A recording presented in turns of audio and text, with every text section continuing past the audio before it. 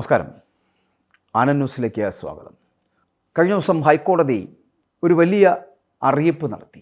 അതായത് ഒരു മതവിശ്വാസവും ഭരണഘടനയ്ക്ക് മുകളിലല്ല എന്നും ഭരണഘടനയാണ് ഏറ്റവും ഉന്നതമെന്നും ഹൈക്കോടതി പറഞ്ഞിരിക്കുകയാണ്.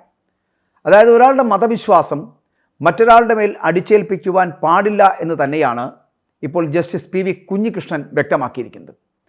അതായത് ധനമന്ത്രി ആയിരിക്കുമ്പോൾ കഴിഞ്ഞ കാലഘട്ടത്തിലാണ് ഡോക്ടർ തോമസ് ഐസക്, അന്നത്തെ ധനമന്ത്രി, അദ്ദേഹം ധനമന്ത്രിയായിരിക്കുന്ന കാലഘട്ടത്തിൽ അദ്ദേഹത്തിന് ഹസ്തദാനം നൽകിയത് വഴി വിദ്യാർത്ഥിനിയായിട്ടുള്ള മുസ്ലിം വ്യക്തി നിയമം ലംഘിച്ചു എന്നും മുതിർന്ന പെൺകുട്ടി മറ്റൊരു പുരുഷനെ സ്പർശിക്കുന്നത് വഴി വ്യഭിചാരം ചെയ്തെന്നും പരാമർശിച്ച് സാമൂഹ്യ മാധ്യമത്തിലൂടെ വീഡിയോ പ്രചരിപ്പിച്ചതിനെതിരെയുള്ള കേസ് റദ്ദാക്കാനാകില്ലെന്ന് വ്യക്തമാക്കിയാണ് ജസ്റ്റിസ് പി വി കുഞ്ഞികൃഷ്ണൻ ഇക്കാര്യം പറഞ്ഞത്. പെൺകുട്ടിയുടെ പരാതിയിൽ കലാപത്തിന് ശ്രമിച്ചു എന്നതുൾപ്പെടെയുള്ള വകുപ്പുകൾ പ്രകാരമാണ് കോഴിക്കോട് കുന്നമംഗലം പോലീസ് തനിക്കെതിരെ എടുത്ത കേസ് റദ്ദാക്കണമെന്നാവശ്യപ്പെട്ട് മലപ്പുറം കോട്ടക്കൽ സ്വദേശിയായിട്ടുള്ള അബ്ദുൽ നൌഷാദ് എന്ന് പറയപ്പെടുന്ന വ്യക്തി നൽകിയ ഹർജി തള്ളി കോടതി ഉത്തരവുണ്ടായിരിക്കുന്നത്. 2017 കോഴിക്കോട് കാരന്തൂർ മർക്കസ് കോളേജിൽ അന്ന് ധനമന്ത്രിയായിരുന്ന തോമസ് ഐസക് വിദ്യാർത്ഥികളുമായി ഒരു സംവാദത്തിനെത്തുന്നു. സമ്മാനദാനത്തിനിടെ അദ്ദേഹം വിദ്യാർത്ഥികൾക്ക് ഹസ്തദാനം നൽകുന്നു. കൂട്ടത്തിൽ LLBക്ക് പഠിക്കുന്ന ഒരു മിടുക്കി മുസ്ലിം പെൺകുട്ടി ഉണ്ടായിരുന്നു.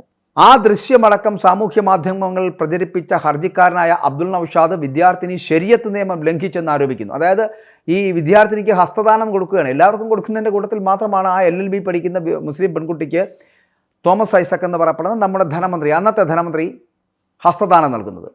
അതിനെയാണ് ആ ദൃശ്യമടക്കം എടുത്തുകൊണ്ട് സമൂഹ മാധ്യമങ്ങളിൽ പ്രചരിപ്പിച്ചു അബ്ദുൽ നൌഷാദ് എന്ന് പറയപ്പെടുന്ന ഹർജിക്കാരൻ.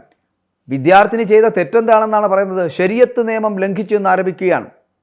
തുടർന്നാണ് തനിക്കും കുടുംബത്തിനും അപകീർത്തി ഉണ്ടാക്കി എന്ന് കാട്ടി പെൺകുട്ടി പോലീസിന് പരാതി കൊടുക്കുന്നു. കുന്നമംഗലം പോലീസ് സ്റ്റേഷനിൽ പരാതി കൊടുക്കുന്നു, പോലീസ് കേസെടുക്കുന്നു. അപ്പോൾ തനിക്കെതിരെ ചുമത്തിയ വകുപ്പുകൾ നിലനിൽക്കില്ലെന്ന വാദവുമായിട്ടാണ് അബ്ദുൽ നൌഷാദ് ഹൈക്കോടതിയെ സമീപിച്ചത്. അയാളുടെ വാദങ്ങളെന്ന് പറയപ്പെടുന്ന ഈ നൂറ്റാണ്ടുകളായുള്ള മതാചാരങ്ങളോട് യോജിപ്പോ വിയോജിപ്പോ കാണിക്കുവാനുള്ള അവകാശം എല്ലാ പൗരന്മാരുടെയും ഭരണഘടനാപരമായ അവകാശമാണെന്നാണ് കോടതി പറഞ്ഞത്. അപ്പോൾ ഒരാളുടെ മതപരമായ ആചാരങ്ങൾ അയാളുടെ വ്യക്തിപരമായിട്ടുള്ള കാര്യങ്ങളാണ്. മറ്റൊരാളിൽ അത് അടിച്ചേൽപ്പിക്കാനാവില്ല എന്നും മതം വ്യക്തിപരമാണ് എന്നും ആരെയും നിർബന്ധിക്കാനാവില്ലെന്നും മുസ്ലിം മതം തന്നെ അത്തരത്തിൽ പറയുന്നുണ്ടെന്നും കോടതി ചൂണ്ടിക്കാട്ടുകയുണ്ടായി. ഈ അബ്ദുൽ നൌഷാദിനെ പോലുള്ള മഹത് വ്യക്തിത്വങ്ങൾ ഒന്ന് ആലോചിക്കുക.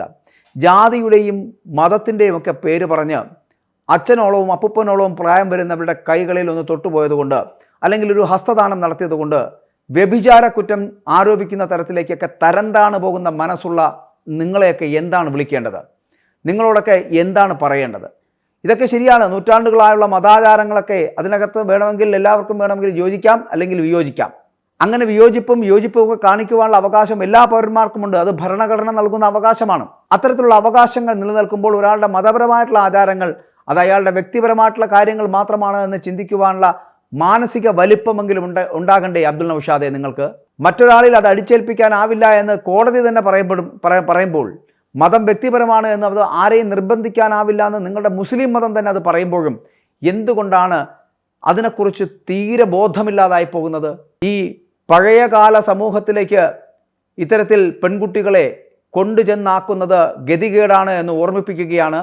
മുസ്ലിം ആയതുകൊണ്ടോ അല്ലെങ്കിൽ ക്രിസ്ത്യൻ ആയതുകൊണ്ടോ ഹിന്ദു ആയതുകൊണ്ടോ എന്തുമാകട്ടെ, ഏത് ജാതിയിലോ ഏത് മതത്തിലോ ഉള്ളവരാവട്ടെ, അവർക്കെതിരെ ഇങ്ങനെ ആചാരങ്ങളുടെ പേര് പറഞ്ഞ് വ്യഭിചാര കുറ്റം ചുമത്താൻ നടത്തുന്ന അബ്ദുൽ നൌഷാദിനെ പോലുള്ളവർക്ക് അമ്മയും പെങ്ങന്മാരും മക്കളും ഇന്നില്ലേ എന്ന് ചിന്തിക്കേണ്ടിയിരിക്കുന്നു.